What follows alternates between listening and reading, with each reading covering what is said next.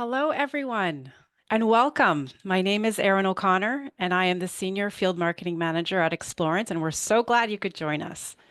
Today's webinar is all about understanding what your higher education institution is required to do in order to meet the latest regulatory deadlines for e-accessibility. And we're excited to explore how improving digital accessibility practices can unlock better learning and evaluation outcomes for everyone at your institution. Now, it's my absolute pleasure to introduce our guest speaker today, David Berman. David is recognized as one of the world's foremost experts on accessibility. Over his remarkable career, he has been invited to speak, coach, and train in more than 60 countries, helping both public and private organizations build more inclusive digital experiences. He plays an active role in shaping global accessibility standards, contributing his expertise to organizations around the world. Beyond his impressive background, what truly stands out is David's passion for empowering teams to create digital content that's not just compliant, but truly inclusive and impactful. So without further ado, please join me in welcoming David Berman.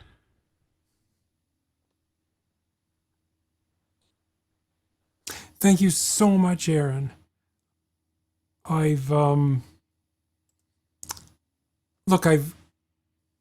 worked with educators and developers on 5 continents on making their websites, their apps, their documents accessible, and I can tell you every school I've worked with is afraid that it's going to be expensive, it's going to make our products not as cool as they were, and indeed that could happen if we don't know how to approach it. Now, my story is, in my first week, I want you to imagine for a moment, do you recall your first week in higher ed? Because I remember my first week, my first job as a designer was at Carleton University, and I didn't know anything about accessibility.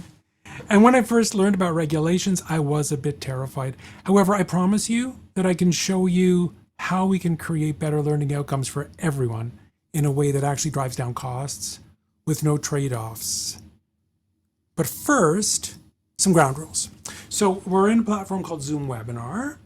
And so whether you're on Windows or Mac OS or on a tablet, your Zoom Webinar interface should be presenting my camera and my shared slides, as well as broadcasting my voice. So if any of that's not working as you desire, please do ask for help. How do we ask for help? Well, in Zoom Webinar, just like in any Zoom meeting, you can use the chat. So please use the chat for help, and in the window, choose all panelists, and part of the Explorance crew will come to your rescue. Now, there's also a Q&A panel in Zoom Webinar. So if you have questions about e-accessibility, please post them there. You have the option of posting them anonymously or having your name on them. And finally, if you want to raise your hand, just like in a real room, raise your hand if you have anything you want to share, and we'll invite you to express yourself via the Q&A. So in Zoom Webinar, raising hand button, it's Alt-Y on Windows or Option-Y on Mac OS. Now, regarding audio and video, we urge you to, you can dial into the audio if you can't use the web interface. For video, if you'd like to be able to pin more than one person, such as you have brought an interpreter with you, then please ask our team to allow multi-pin access. Regarding closed captions, if you want closed captions, you must turn on the closed caption feature in Zoom. And so the way you do that is in the interface, select show captions from the taskbar. And then if you're not seeing a show captions down there, then instead go to the more button with the 3 dots, go to the captions menu and choose to show captions. You can also, from that same menu, choose to view a full transcript. And that's in addition to the captions that will be coming up. So back to Carleton University, though, where I had my first week in higher ed. Carleton University was built after the Second World War, and it has 3 miles of tunnels underneath it. And because it's cold, I'm up here in Ottawa, Canada, and it's cold here. And so in the winter, everyone enjoys the tunnels. And some argue that the tunnels were also created to help veterans from the Second World War be able to enjoy university. Now, the tunnels were such a draw for people with mobility challenges that it triggered Carleton University to become the most accessible university, arguably in North America. And I was fortunate enough to land there. But the history of accessibility in higher ed is something we should all be very proud of. One could argue that digital accessibility and accessibility legislation was actually invented in North American campuses. And we are just the next step in that journey. So like in the 1940s, after the Second World War, the University of Illinois was the first to put curb cuts on campus. And in the 1970s, students from Berkeley, UC Berkeley, were the ones to get curb cuts, not just installed in campus, but at the city where Berkeley is located, in Berkeley. In 1973, this amazing guy, Ron Mace, at the University of North Carolina, invented the idea of universal design, which is, of course, applied to both the built environment as well as to online experiences. And that triggered legislation in North Carolina, which helped everyone. In the 80s, Gallaudet University, the only liberal arts college for deaf people in the world, in the 1980s was still run by a hearing board of directors. And I met this guy who I asked, who was telling me about his first week at university.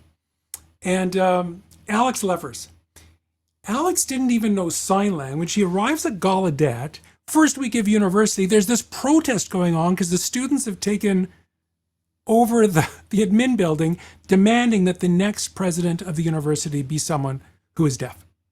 And in that week, they march on the Capitol, because Gallaudet's about a 30-minute march to the Capitol, and they march on the Capitol. And some people argue that that sequence of events leads to President George Bush Sr. signing the Americans with Disabilities Act in 1990, arguably one of the most powerful pieces of human rights legislation in the history of civilization. In 1999, WCAG. Now, WCAG is something we're going to be talking a lot about. In fact, our path goes through WCAG, because what we're going to do today is, once we finish this quick journey of context, we need this context to understand how we draw the line between the musts and the shoulds by knowing how this legislation came about. Every regulation, whether you're in Canada, whether in the US, I know we have people here from Greece and Albania and Australia even.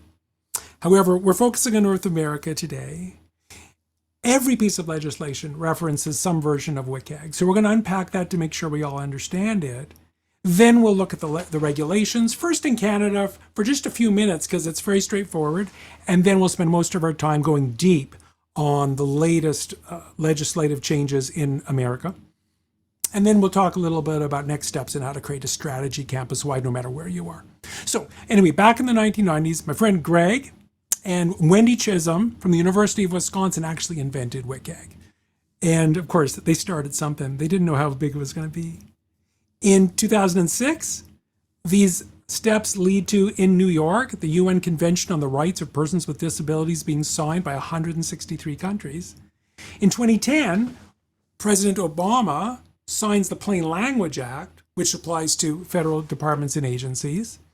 And then in 2018, the Marrakesh Treaty is signed by President Trump, and being the final signatory on an international treaty that allows textbooks, for example, to be converted into accessible formats without trampling on the copyright rights of the people who hold the rights. In 2019, Canada, we built our own Accessible Canada Act, standing on the shoulders of excellent work that had been done south of our border. And so in order to understand the regulations we're going to be unpacking for all of those acts, we need to first understand what WCAG is about. WCAG, WCAG, stands for the Web Content Accessibility Guidelines.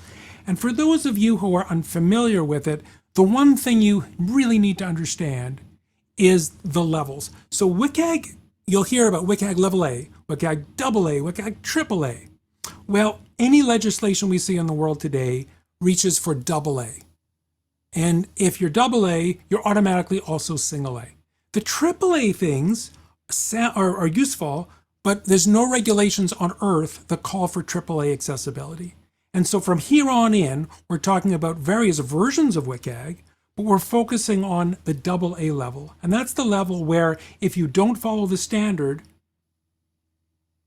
some people will find it difficult to be able to use your products. Now, WCAG is made up of a series of what are called success criteria.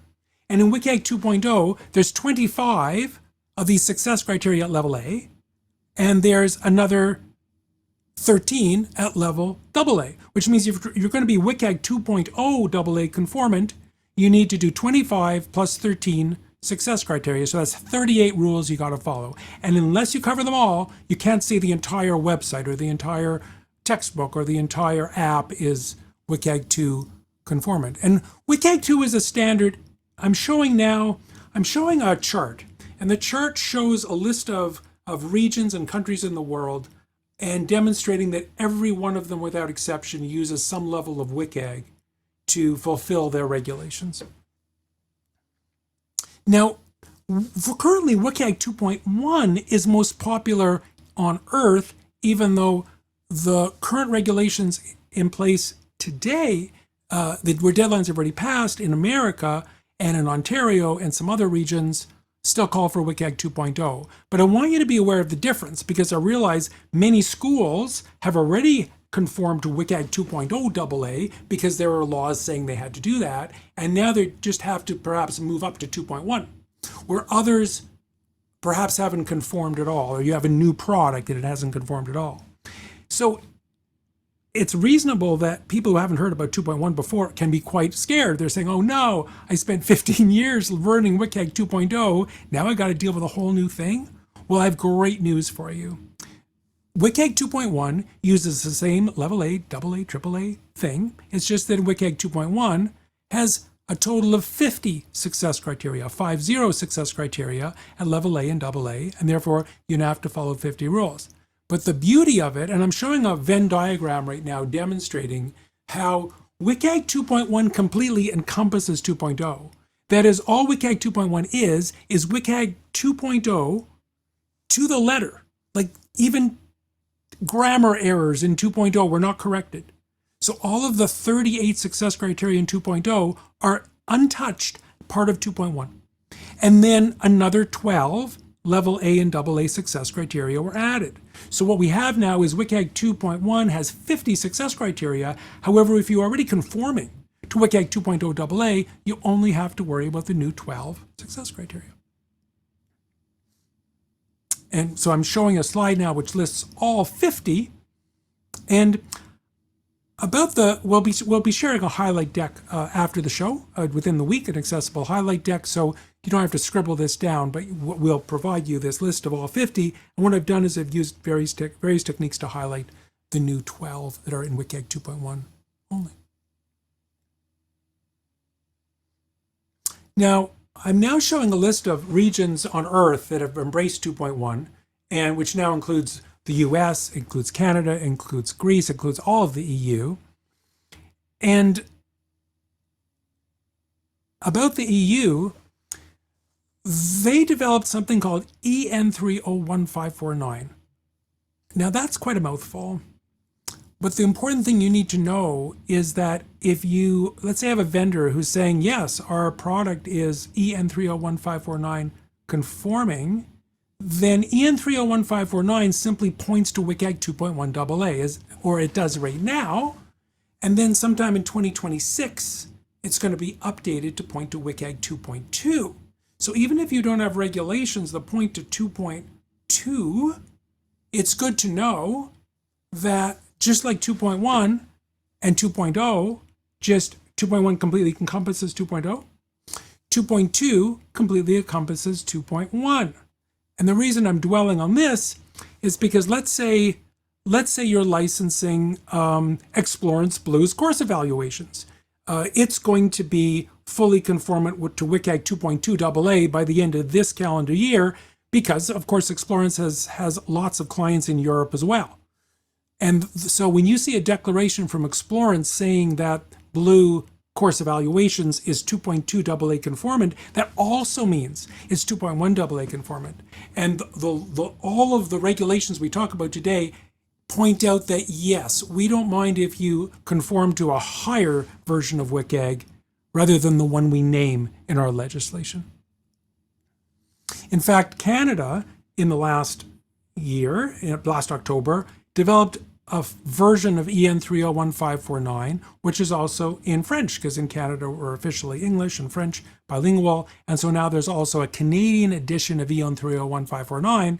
And again, be not intimidated. It's the exact same words as the European standard. It simply has a French equivalent, which is equally as powerful. So again, 2.2 adds just 6 new success criteria. So if you decide to go on and get into 2.2, because someday you will, or you may say, we're going with 2.1 AA now, maybe while we're at it, we might as well add it, because the gap between 2.1 and 2.2 is far smaller than the gap between 2.1 and 2.0. In fact, it only adds 6 new success criteria at level A and AA. So if you want to go there, now you'd be looking at 56 success criteria. But the key thing I want you to remember is 2.2 is just as good as 2.1 in terms of conforming with regulations that call for 2.1 or 2.0. Now, I said it would be pretty quick to go through what we got going on in Canada, and that's because Canada legislates education on a province by province. There is no federal Department of Education. And so specific provinces, 6 of them, I'm showing a list of 6 provinces that have provincial accessibility acts, and yet only 2 of them actually make a designation regarding WCAG conformance. The first one is Ontario, where I'm living right now. And Ontario, schools in Ontario, all schools, including higher ed, had to conform with 2.0 AA already by 2021, because Ontario was the first place on earth to make accessibility the law, not just for government, but for businesses and NGOs. And rather, the next deadline in Ontario is that every 2 years, colleges and universities need to make a reporting that you're still conformant, because you may be inventing new stuff. So all of our people in our audience today from universities and colleges in Ontario, your next deadline is December 31 of this year, and it's simply confirming again to the province that you're still in compliance with the law. Now, Manitoba is the other province in Canada who also has regulations that point to WCAG. And Manitoba started off with 2.1 AA. It's a newer regulation. And the deadline for educational institutions was already last year, May of 2024. So if you're in Manitoba, you should already be in conformance with WCAG 2.1 AA. So then I'm swinging now back, going down south of the border, and now I'm in America. Now, most American states have some level of eAccessibility laws as well. In fact, the majority of them do. So for example, in California, we have a law which includes public universities that declares, as of 2019, that public universities in California needed to conform to WCAG 2.0 AA, and it also specifies or 2.1 or 2.2. In Colorado, actually a newer law, they chose WCAG 2.1 AA, and the deadline for Colorado originally was July 1st of last year, but for public colleges and universities in Colorado, this deadline was extended by a year for anyone demonstrating good faith efforts. They found it was just a little difficult. And so many colleges and universities are taking the option of having, what do we got left? We got about a month and a half to hit that July 1st, 2025 WCAG 2.1 AA deadline. Now, aside from maybe there's about almost a dozen states that have laws that actually name WCAG, we have federal legislation. And so now I'm circling back to the Americans with Disabilities Act. The thing is that the Americans with Disabilities Act was such a new thing on earth that it didn't mention the internet, because the internet wasn't ubiquitous back then. And so there was a lot of debate early on. Well, how about this internet thing? Does it apply? And things were a bit argumentative. So we're going to unpack that story because it informs how we'll react today. So for clarity, the ADA speaks of 4 titles. Title 1 is about stuff that applies to all employers with at least 15 or more employees. So of course, any school in America is going to have at least 15 employees. So there's stuff that's general for all employers. Now, Title 2 is public entities at the local level. And we're talking about state government, municipal governments, as well as entities that are funded by those state governments or municipal governments. So that would include colleges, universities, community colleges that are at the state level or the municipal level. Title 3 includes all business and nonprofits. And it includes those who are delivering services to the public, including education. So if you have a private university or a private college, then you fall under Title 3 anywhere in America. And finally, Title 4 is just for telecom companies, so it doesn't really affect us. Now, what happened then is it was confusing then. If I'm part of a school in America, in higher ed, what applies to me? Well, I know that Title II covers state-funded or municipally funded schools. So if I'm a state college, I'm going to realize, I'm Title II. If I'm a private university, then I'm covered by Title III. So that's pretty clear. However, there's other federal dollars that come to schools. In fact, the majority of schools in America, whether they be public or private, gets some level of money from the federal government. And so there are already regulations in place, and the current regulations are very clear that they don't replace these rules, they add to them, that the regulations of Section 504 and Section 508 of the Rehabilitation Act can apply and continue to apply. There's also a federal law for K-12 schools, but unless you have a K-12 school tucked inside your higher education organization, you don't have to dwell on that. So Section 504 and Section 508 have been around for decades. And Section 504 is a general anti-discrimination measure.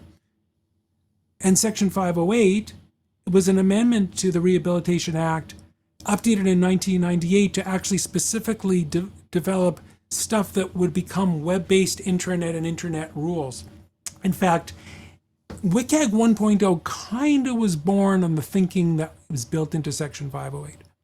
However, because the ADA didn't clarify, Section 508 didn't start off talking about WCAG because it didn't exist yet. So this is what evolved since then. In 2018, or in 2017, it was decided that Section 508 would be clarified and now point to WCAG. So it pointed to WCAG 2.0 AA, which meant that all federal agencies and departments now had to conform for their, let's say, their public-facing websites. And then also meant it applied to anyone getting federal funding. So now we have higher ed organizations having a clear rule. Okay, we know what has to happen regarding our Section 508 conformance, but that's only about the federally funded stuff. Meanwhile, ADA itself, inconveniently, the Department of Justice kept suggesting they're on the way to making some declaration about whether ADA applies to websites at all.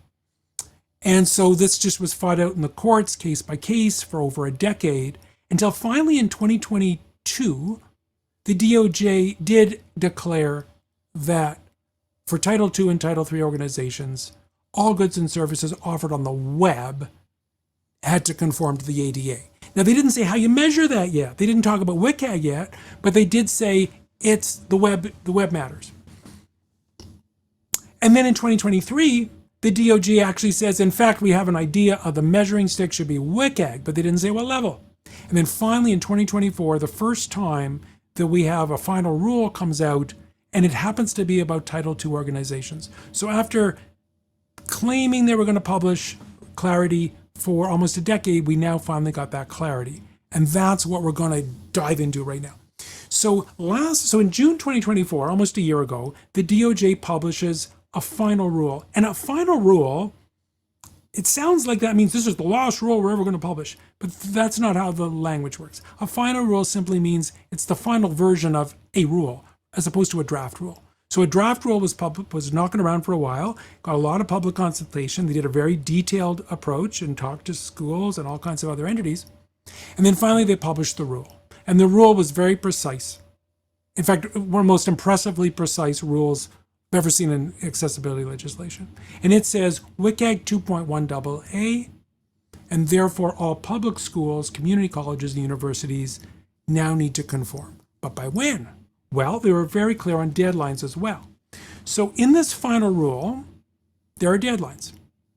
There are two deadlines. One group has to comply by April 24th, 2026. That's about 11 months from now. The second group, for smaller populations, gets an extra year. So either if you're in higher ed and you're Title II, you've either got till April 2026 or April 2027. And the distinction is based on population. But it's not the population of your school. It's the population of basically who's funding you. So if you're a state university and you're located in a town of only 20,000 people, but you're the state university, so you're funded by a state of millions of people, you have to go to the earlier deadline, the 2026.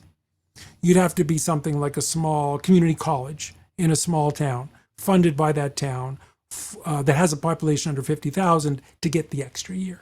So most higher ed institutions have the 2026 deadline, though some get an extra year.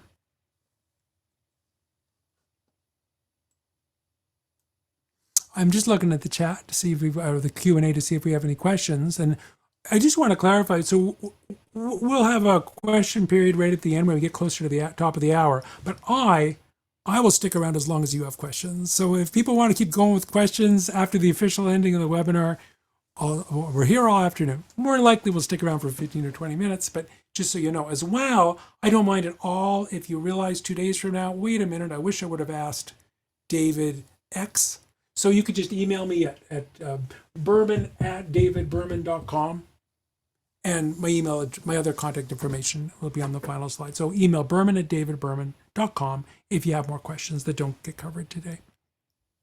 All right, let's keep dipping into this ADA Title II final rule. So the next aspect is what's in scope. So there's 5 things in scope. That is, there's 5 kind of digital things that need to be WCAG 2.1 AA conformant, so that you can comply with the deadline, whether it's 2026 or 2027 for your school, for an American public university. So number 1 are websites and web-based applications. Web-based and apps. And websites and web-based applications, that's number 1. And the second is mobile apps. And it doesn't matter whether they're internally facing or they're externally facing, they're in scope.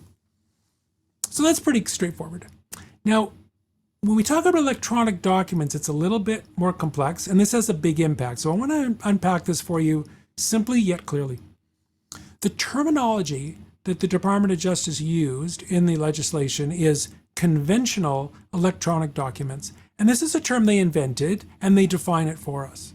And they define conventional electronic documents as portable document formats, and they give the example of PDF, or maybe that's the only kind.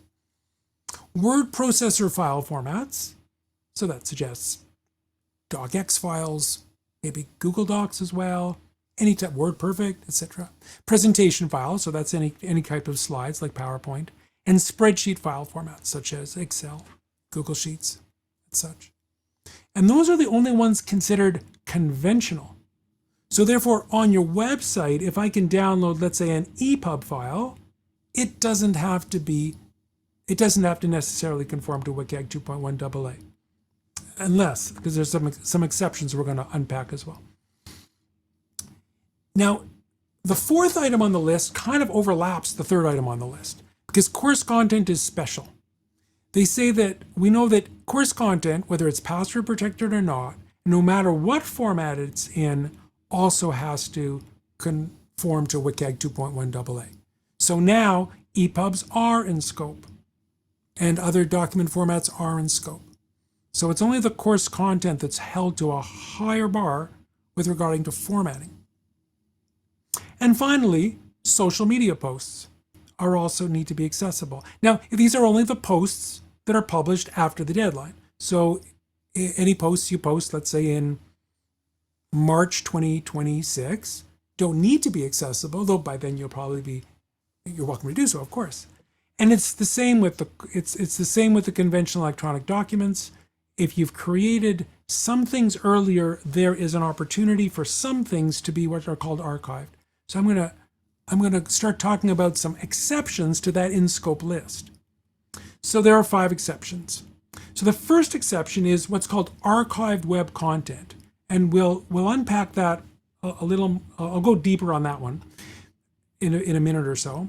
The second one is pre-deadline conventional electronic documents.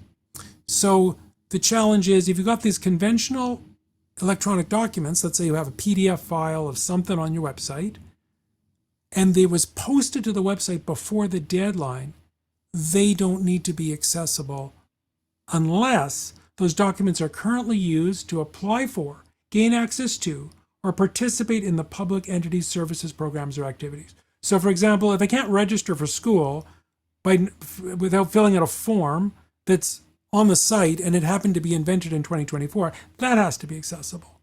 But things that are more historical don't have to be accessible by the deadline if they were published before the deadline. The third exception is content posted by a third party. So in other words, well, I would say it's unless the third party is posting due to contractual licensing or other arrangements with the public entity, that does not have to be WCAG 2.1 AA conformant. The fourth exception is password protected conventional electronic documents. So again, documents that are about a specific person or their property or their account, they don't have to be accessible unless they're course material. And then the fifth, what I was saying before, is social media posts posted before the deadline don't need to be accessible. Now there's another exception where we can demonstrate minimal impact on access, and I'll go there because it's more of an exemption rather than exception.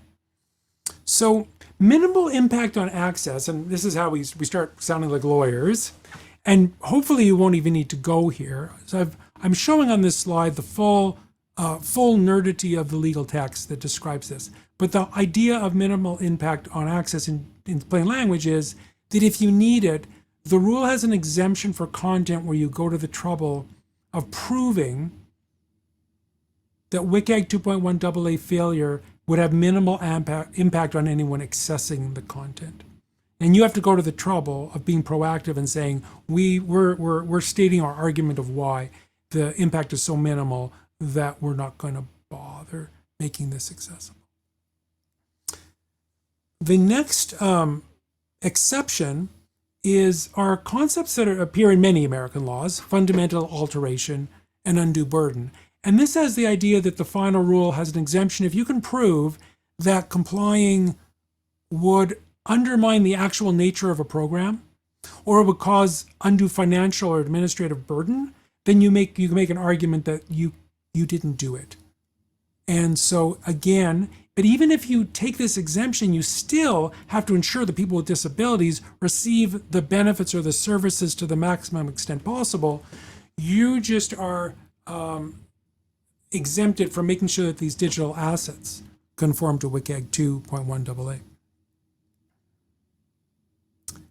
And there's also an exception called on demand. So I mentioned archive content earlier. The idea of archive content is that you take content and you say, we promise this content's never going to be updated. It's never going to change. It's, let's say, minutes from a meeting from 2009. And so it would be a lot of work to to make accessible all this historical material that's on the site. So if you take the exception, there's still an exception to the exception, which is still if someone makes a request, like one person comes forward and say, hey, regarding those meeting minutes from 2009, I'm low vision, I need an accessible version. You still need to deliver that accessible version. And that's because other parts of Title ADA, Title II of ADA already make you responsible to do this anyhow. And so the final rule makes it clear that you still have to fulfill the demands that we're already entitled to for situations like someone making an on-demand request. And the last portion of the final rule I'm going to unpack is the section on contractual licensing and other arrangements. Because, of course, there's many things that a school will do to license, to have someone else create their software or their systems. And so the deal is that even if you hire a third-party vendor to provide you software, let's say it's Microsoft providing you Word, you're not relieved of your obligation that you have stuff that's WCAG 2.1 AA conformant. You just have to choose vendors that get it right, like Microsoft or Explorance. So, for example, if you have the Badger State University licensed Explorance's Blue Course evaluation software, the university is responsible under Title II for making sure that they, in their agreements with Explorance, that WCAG 2.1 AA has been demanded, and Explorance then provides proof, industry standard proof, and we'll talk about what that looks like in a few minutes.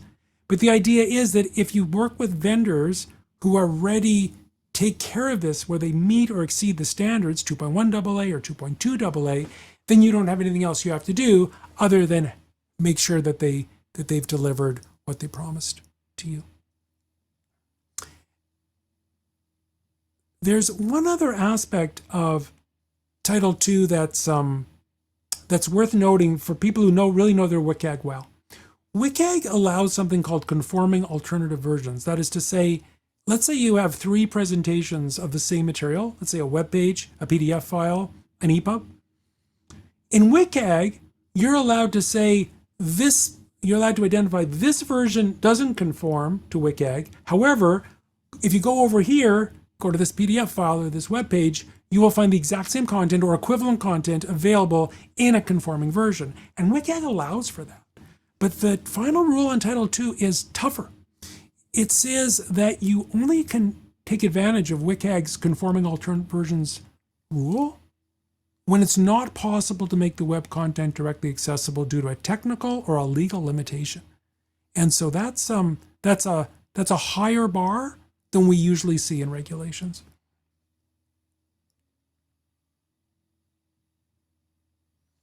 And now, so that's everything about Title II.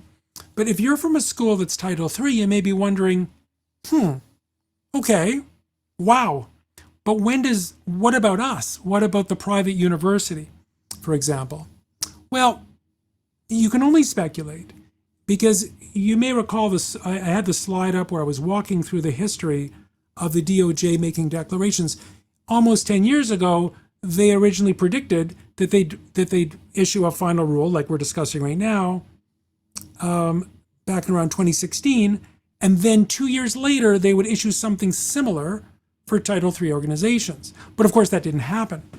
And so if you assume the same pace, you would expect perhaps another rule will come out in the next 2 years or next 1 year for Title III organizations. However, the current administration, one of their focuses is to lower the amount of regulation, and so it's hard to say.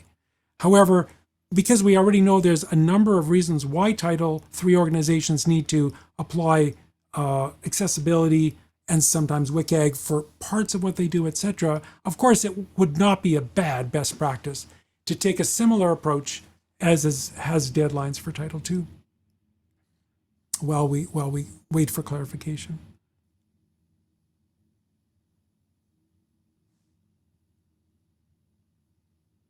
Just seeing there's some interesting questions now in the chat, and I'm going to pick off a few of them right now. Benjamin Brocker says, I just answered the question. Megan Keene was under the impression that Megan says that they're under the impression that the archive content exemption requires that the content not be publicly accessed. I'm not sure about that. I'd want to check that out. My understanding was as long as it was clearly labeled as material that's been archived, that it can still be publicly facing. But it has to be publicly facing, and the declaration of archiving has been made clear that there's no intention to change it when it was published, etc., and why. But I could get you a stronger answer on that, Megan. I'll hit the books, or we could have a chat about that later. Audrey asks, can my employer be obligated to get me text-to-speech and speech-to-text software accommodations? Audrey, that depends greatly on where you are and who your employer is. And because there are some situations where they could be obligated, but there's other situations where they would only be obligated to negotiate with you on what would be a good solution rather than naming a specific accommodation. Depends where you are. Gloria asks, if you have an accessibility tool in the LMS, such as ALI, which offers alternative formats, does this make the university compliant? Oh, that's a great question, Gloria. So LMS is another example. I'm just going to go back a slide or two here, when we were talking about contractual licensing and other arrangements. So just like the example I gave with Badger University licensing Blue Course evaluations, it will be the same. If Badger University, so we're assuming a Title II school, to the question from Gloria, decides to license an LMS, same deal. The LMS itself needs to conform to WCAG 2.1 AA in terms of the interface, and then the content that's uploaded to it needs to conform just like any other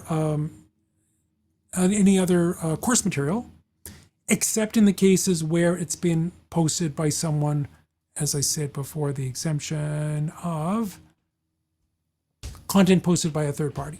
So there's some wiggle room there.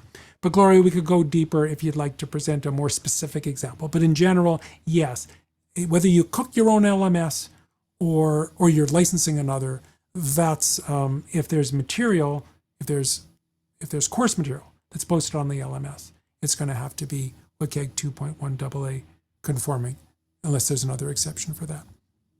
I'm going to pause here and come back to more questions later. And continue our journey, and then we can open it up. So essentially, the challenge is, how do we make the decision between what we must do versus what we should do? Because at the beginning of the talk, I mentioned of this webinar, I mentioned the idea that if we have a good strategy, we can actually take approaches that benefit everyone. And indeed, that's where we get the return on investment. That's where we avoid high expense. And that's where we get better education outcomes for everyone, not just people who have identified as being a person with a disability. And the focus we tend to take is that if we see accessibility simply as a collection of extreme cases of usability, and usability being a tenet of any good design process, then there's no conflict between designing for accessibility and designing for the entire population. In other words, when we design for the extremes, everyone benefits. And that's just a part of great design.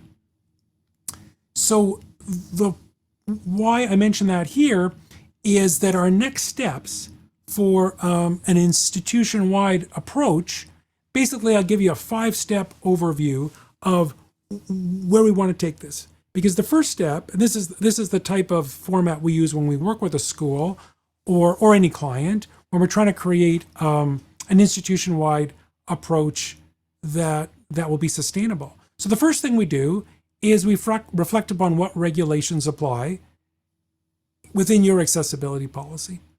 And if they don't, we have to update it, keeping the deadlines in mind. The second is that we now have to take inventory of all the digital assets we have that are in scope for the regulation that has a deadline.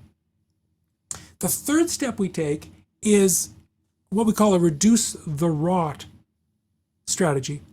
ROT is ROT. It stands ROT stands for redundant, outdated, or trivial. The idea is this is a great opportunity to thin how much content we have. If it was ever time to improve your needle to haystack ratio, let's reduce the size of the haystack, I should say. So increase the needle to haystack ratio. Now's the time to do it because then we have less stuff to improve upon, less stuff to remediate. The fourth of 5 steps is we now divide between things we develop in-house and things we outsource.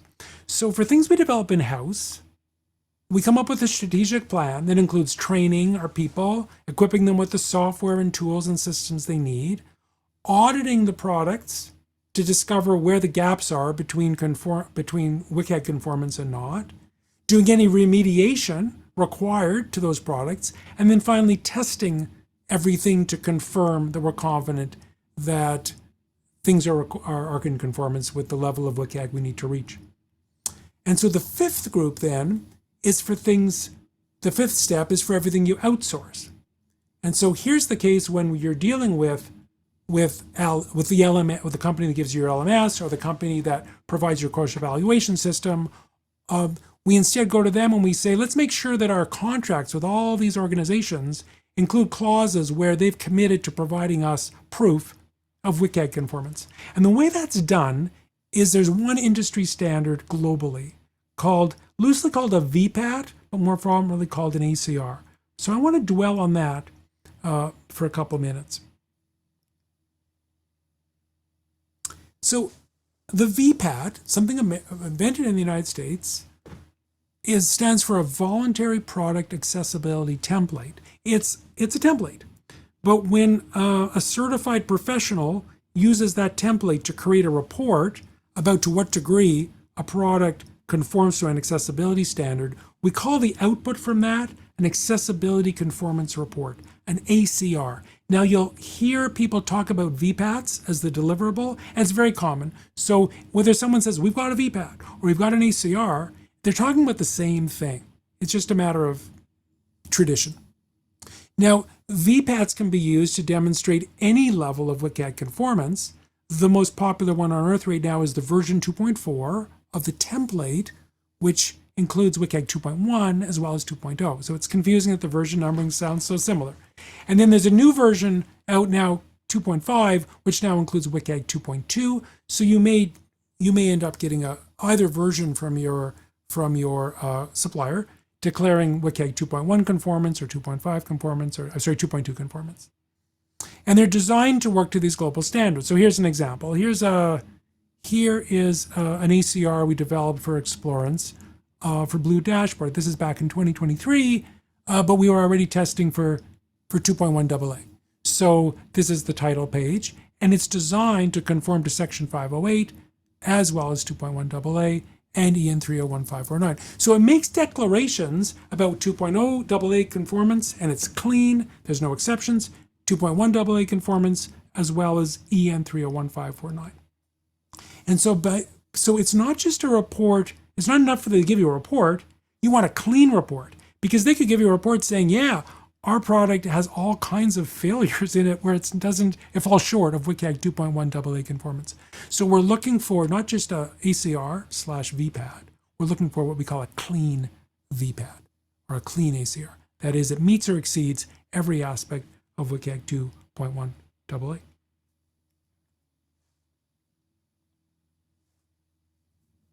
Now, so a good VPAT, the best ACR is one then that's offered by third-party experts who have certification in the business, because it's one thing to just trust a company says, oh yeah, we tested our own stuff and we read our own report about ourselves, a kind of a Boeing-like maneuver. But far better that they go to make sure that someone either on staff who has the proper certifications or a third-party company like us has certified it. So we have now an arm's length opinion about the accessibility of the product. It then has to include both manual and automated testing. It measures against the standards required, and we measure against all the types of browsers and platforms we anticipate that the audience may be using. We don't include exemptions for some third-party code. But the main thing is, at the end, it's clean. It's a clean VPAT. And, I want to say something. I hope I don't surprise anyone, but this is an email I got from Samer Saab from Explorance 15 years ago, before there were any regulations anywhere calling for WCAG conformance. I got this email from Samer, and he reached out and he said, hey, we understand you know how this stuff works. We want Blue to be accessible. Blue 2.0. And so we met, and it was the beginning of a wonderful relationship. So there's a few clients we have like this, and one of them is Explorance. It's really someone who came to us originally just because they thought it was the right thing to do. And now, as part of the reason that they're industry leaders is because they're always ahead of the game in terms of meeting the international standards as well. So, I started off by talking about what it was like your first week at university. And because we're talking about evaluation software, I'd ask you, if you could only ask one evaluation question to one student in their entire time at your school, what would that question be? I'm thinking the question would be something like, what was the most important thing you learned in your time with us? And I actually got that answer. Do you remember I mentioned Alex Leffers, the kid who showed up 18 years old at Gallaudet University and ended up in a march to the Capitol? Well, I'm proud to say that Alex is now the Director of Communications at Gallaudet. And Alex told me that my first week at Gallaudet changed my life. It taught me I was no less than anyone else, that I could do anything. Today, Gallaudet's a world-class research institute that leads in the development of accessibility techniques. And so we're driven by regulations. We're also driven by the ability to be great schools. And the great news is those two things fit together in a lovely way. One of the ways Explorance is continuing to promote accessibility is that we're running a course in November as an introduction to eAccessibility, and Explorance is one of our partners. And so I'm giving you, I've also got a coupon code here. The coupon code for our November 13 course for Friends of Explorance, Friends of Berman is the coupon code. Friends of Berman, one word, because any friend of Explorance is a friend of us. So with that, I'd like to throw it back to you, Aaron, if I may. Just leave up a slide with those next steps, those 5 steps, the takeaways of what we got to do next to get it done. Back to you, Aaron. Thank you, David. This was a real eye-opener, and I loved every minute of it, and I hope our audience enjoyed it as well. So let's open up to some questions. David, do you want to take a stab at a couple of them? Just read them off in the QA. Certainly, I'll do that. I'm going to catch up where I was. Our next question was from Beth Case. Now, Beth shares with us that some documents are very difficult to make accessible. We're really struggling with the requirement to provide audio descriptions because of the cost and difficulty. Does anyone have a solution, or is this a situation where an alternate presentation of information might be okay? And Beth then follows up further to say, I'd also like to clarify, clarification on third-party content. If an instructor uses publisher content, are they responsible for making sure they are only choosing accessible content? And then Beth continues, ALI does not provide full accessibility. Beth is circling back to the LMS called ALI, saying ALI does not provide full accessibility. It depends on what the original content is. All right. So, Beth, I'm going to begin to unpack what you've brought up.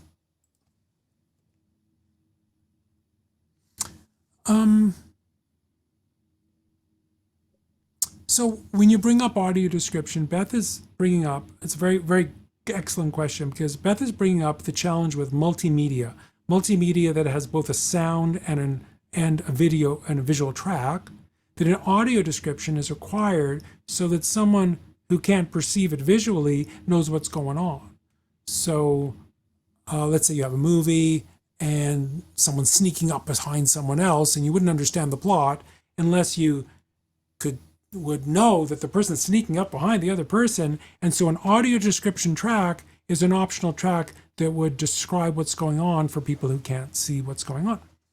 And indeed, of all of the parts of WCAG 2.0 or 2.1, the one that can often be the most expensive for a school is to get audio description for possibly hundreds and hundreds of videos that need it and don't have it, needed in order to conform to WCAG 2.x. And so Beth is asking, does anyone have a solution, or is this a situation where an alternate presentation of information might be okay? So Beth, typically the challenge here is that the way, Beth, I got to know, are you in a private, is it a private or a public university, and what country are you in? Could you actually just post that, because that could help me unpack this more specifically.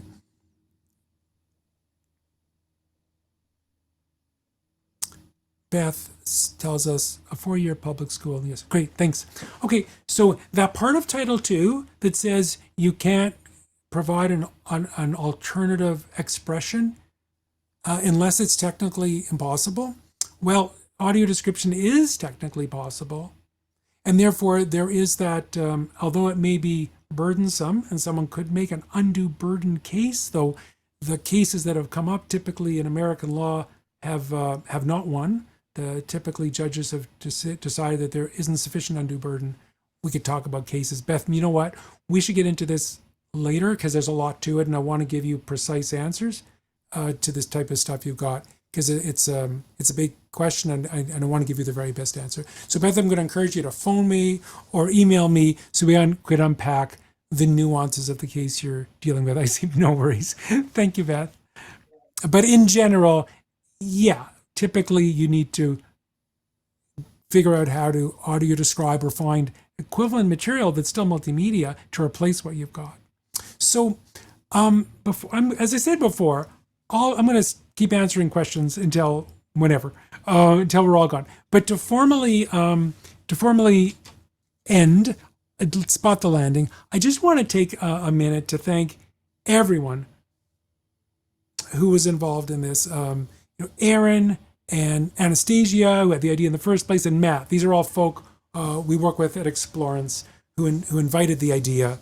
And then my own team here at David Berman Communications of Hannah and Michael and Maham, who have been helping with the event today, as well as our crack team of Ben and Cynthia and Khadija and Randy and Ray and Julie, who are all involved in doing research and developing our course material today.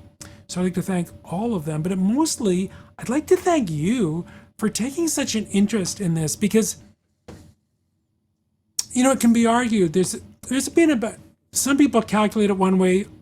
It seems perhaps has been up to 7,500 generations of humans so far.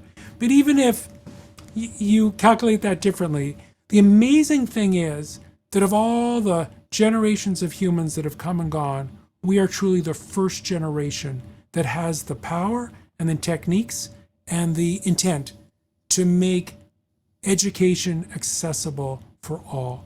And there's been more people liberated since the year that the ADA came to be. From that point, in the last 4 decades, you could argue more people have been liberated than all the wars in the history of humanity by digital accessibility. So by going to the trouble of getting this hard work done, you are part of a remarkable community in higher ed in North America, and a part of something remarkable going on in civilization. So thanks for being a part of it. And if you're discouraged, please just ask for help. Back to you, Erin.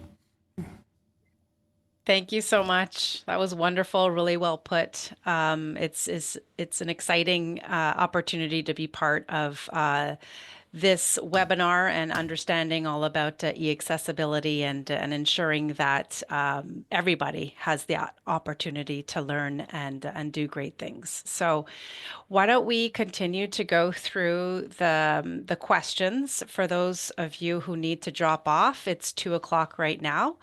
So we've got a good number of questions actually. So let's get right into it. We'll probably stay on for another 15 minutes, but we'll have to see how things progress.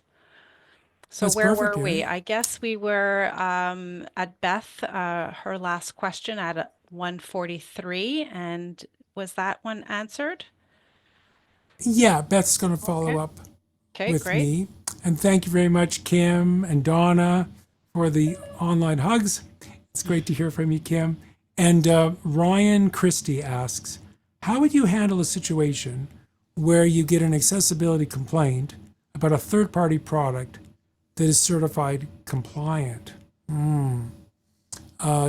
Ryan goes on to ask, do you just refer them to the third party, or are you responsible to address the issue between the user and the third party? So, Ryan, I'm going to make some assumptions based on the story you're providing to us. So please correct me if I'm going in the wrong direction. But it sounds to me like you have a situation where your school has licensed a third party product and they've made a claim to you that it was compliant, that it complies to whatever standard was required, whether it was a regulation from the government or it was your own school, your own institution itself has a internal policy that demands that we use a higher bar. And so then you're asking in that situation,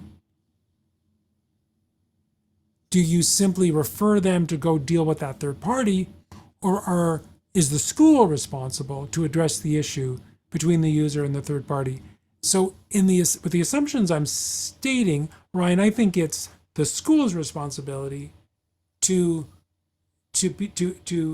manage this issue, and if it's a legitimate complaint, whether it's becomes legal or it's simply a matter of getting good things done, I would think you'd want to take the responsibility of either having the third party validate that their claim is accurate, or if the complaint seems to be legitimate, that you would do your best to make sure to establish a roadmap where the third party would adjust their product or the way it's installed in your organization so that it would now meet or exceed the required standard.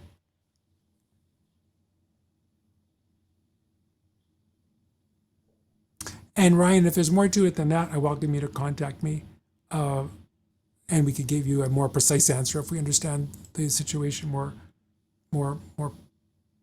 precisely. Because there's of course other legislation that even goes beyond in the U.S. It goes beyond ADA, human rights legislation in Canada that goes beyond even these regulations that could even come into play in such a situation.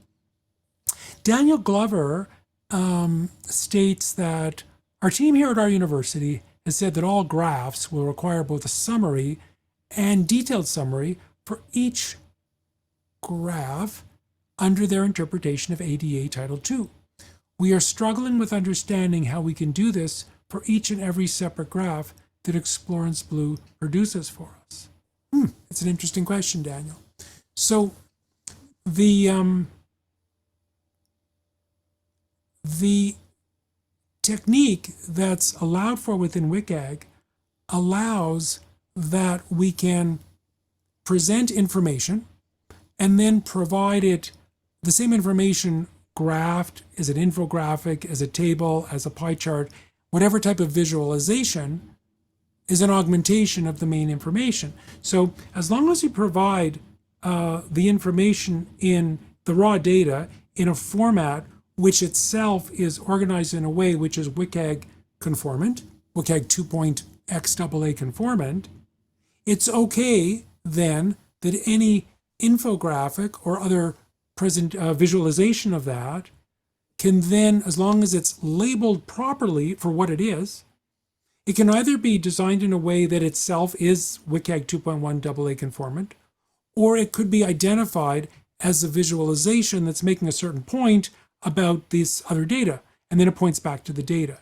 So this allows multiple modes of communication around the same information. So for those who prefer an infographic, they can absorb that information, perceive that information, work with that information as a visualization. For those who prefer raw data, whether it's because they can't see or because it's how they think, or they're an AI agent who is better at reinterpreting it, then they can choose which one they want to use.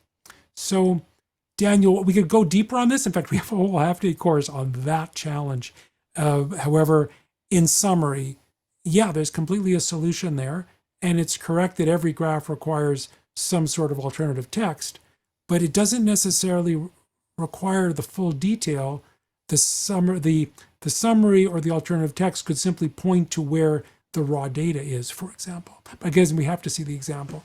But the good news is, Daniel, that this type of solution can exist, be fully automated, and so it can be sustainable in a data-driven automated model, like Explorance uses.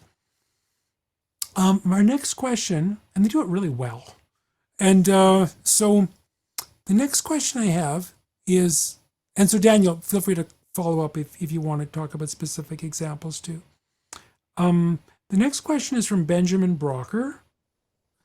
And Aaron, I'm just keeping an eye on the clocks because I understand we want to wrap up around a quarter after. Benjamin Brocker points out that Benjamin's with a Title III organization, that is a private organization. And Benjamin says, we started our research and development on AR and VR. Oh, interested. Augmented reality stuff. About a decade ago, made some LOs. What's an LO? Help. LO. Benjamin, what's an LO? But ADA compliance is, well, virtually impossible. We paused development with the hopes tech would mature in that space. It hasn't. Yeah, fair. No, I know what you're talking about.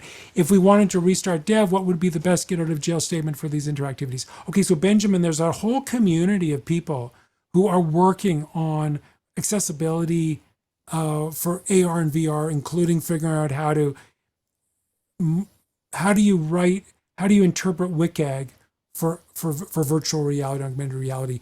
And I think the most promising thing is to connect you with that community, because these are fascinating use cases and they are challenging. And of course, there's going to be more and more of it. So Benjamin, if you want to drop me an email or give me a call, I'll connect you with your community of people who live and breathe that 24/7. The next question is from an anonymous attendee. Could that information discussion from Beth then be shared? Oh, I'm going to roll back to Beth. I don't know. So someone's anonymously asking whether the information or discussion from Beth could be shared. I'm not sure because we don't know how the discussion will go. But anonymous attendee, maybe it would just be good for you to reach out directly and we could just have an independent conversation on the same matters that Beth brought up. There was also one other anonymous question that we jumped over way back at the beginning. A very patient anonymous person who asked, how do these standards apply to in-person instructional materials? So that's a great question, because we're talking about, like when I was presenting today, you may have noticed several times I started audio describing imagery on the graphs, on the slides. So what I did on my slides was I made sure that I uttered every idea that I thought was crucial to the presentation.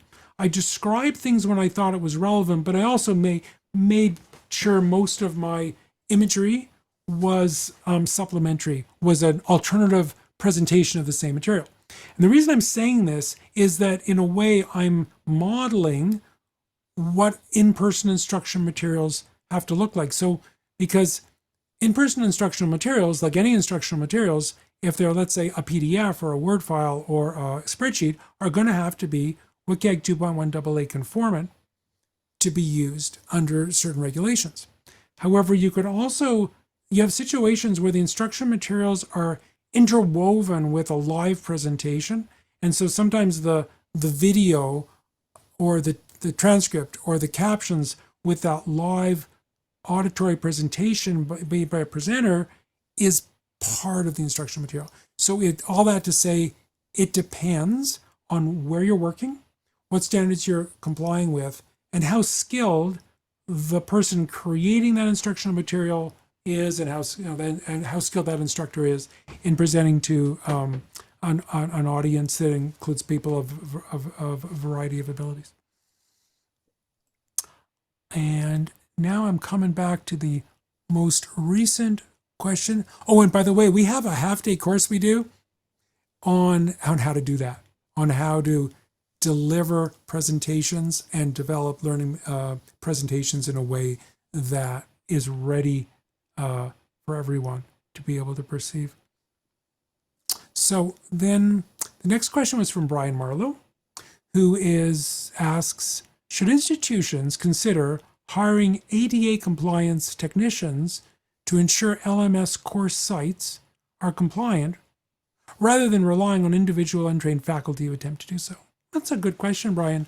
And I think it really depends. It's a mixture, because if we can create an ecosystem of people who create learning materials or deliver learning materials, if we can get right back to the core of the system, where when you learn how to be a teacher, this is just part of how we roll as a society, that of course you're learning how to make sure that your images have alt text and stuff.